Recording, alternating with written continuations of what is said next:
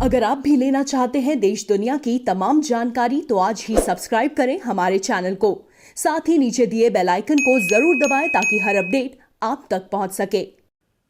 नमस्कार, साक्षी news network और आप सभी का स्वागत है। जम्मू कश्मीर के बांदीपुरा जिले में शनिवार को मुठभेड़ में 2 आतंकवादी मारे गए, जबकि इस दौरान 3 जवान घायल हो गए।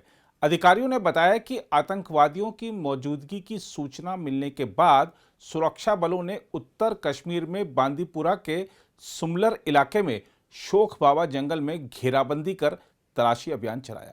अधिकारियों ने बताया कि सुरक्षा बल इलाके में तलाशी अभियान चला ही रहे थे, तभी आतंकवादियों ने उन पर गोली चला दी। सुरक्षा बलों ने इसका माकूल जवाब दिया, जिससे यह अभियान मुठभेड़ में तब्दील हो गया। अधिकारी ने बताया कि इस दौरान 2 आतंकवादी मारे गए। अधिकारियों ने बताया कि गोलीबारी में 3 जवान घायल हुए हैं, जिन्हें इलाज के लिए अस्पताल ले जाया गया है। दूसरी ओर जम्मू कश्मीर के पुंछ जिले में नियंत्रण रेखा यानी एलओसी के पास बारूदी सुरंग विस्फोट में सेना का 27 वर्षीय जवान शहीद हो गया। एक रक्षा प्रवक्ता ने बताया कि सिपाही कमल देव वैद्य शुक्रवार को कृष्णा घाटी सेक्टर में ड्यूटी पर थे। उन्होंने गलती से एक बारूदी सुरंग पर पैर रख दिया और उसमें विस्फोट हो गया, जिससे वह गंभीर रूप से घायल हो गए। अधिकारी ने बताया कि जवान को पास के अस्पताल ले जाया गया, जहां उन्होंने दम तोड़ दिया। रक्षा प्रवक्ता ने बताया कि सिपाही वैद्य हिमाचल प्रदेश के हमीरपुर जिले के घुमारवी गांव के रहने वाले थे। उनके परिवार में मां वनिता देवी हैं। उन्होंने कहा, सिपाही कमल देव वैद्य एक बहादुर, अत्यधिक प्रेरक और ईमानदार सैनिक थे। उनके सर्वोच्च बलिदान और कर्तव्य के प्रति उनके समर्पण के लिए राष्ट्र हमेशा उनका ऋणी रहेगा। दूसरी ओर पिछले लगभग 2 साल से ऑनलाइन क्लास करके बच्चे और शिक्षक अब थक चुके हैं और चाहते हैं कि कोरोना संक्रमण के मामले कम होने के चलते स्कूल कॉलेज खोले जाएं। प्रभा साक्षी संवाददाता ने कुछ शिक्षकों और छात्रों से बात कर उनके मन की स्थिति जानी।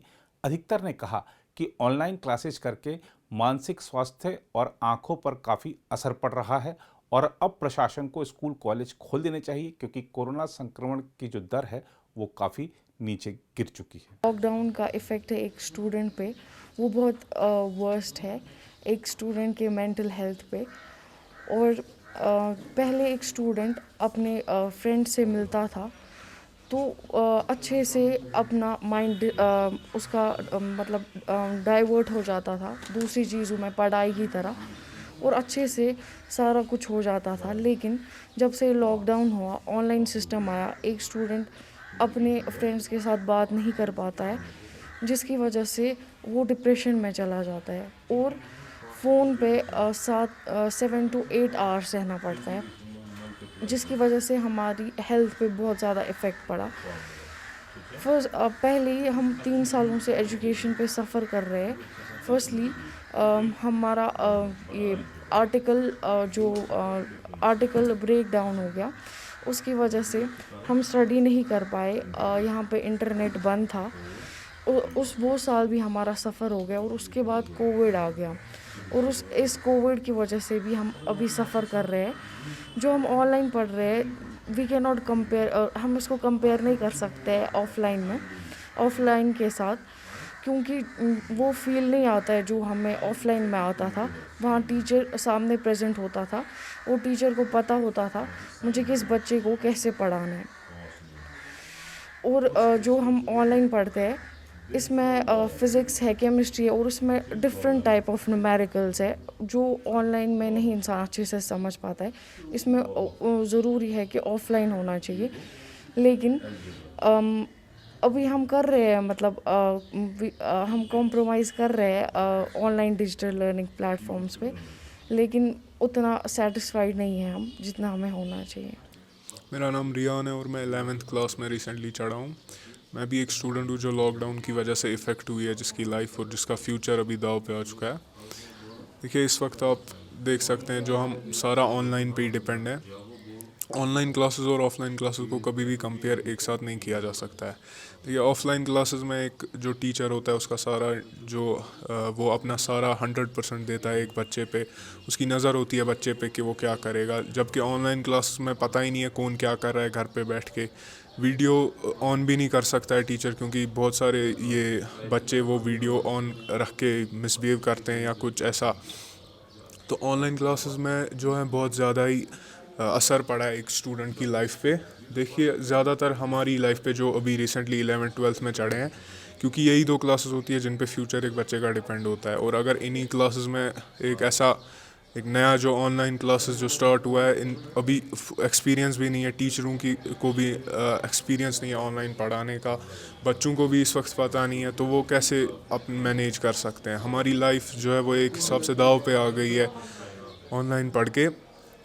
तो मैं चाहता हूँ कि गवर्नमेंट देखे कि क्या हो सकता है, ऑनलाइन क्लासेस को अपने बेस्ट तक लेना चाहिए। टीचरों को भी ऑनलाइन क्लासेस और ऑफलाइन क्लासेस को कभी भी एक साथ कंपेयर नहीं किया जा सकता है, जैसा कि मैंने पहले भी बोला।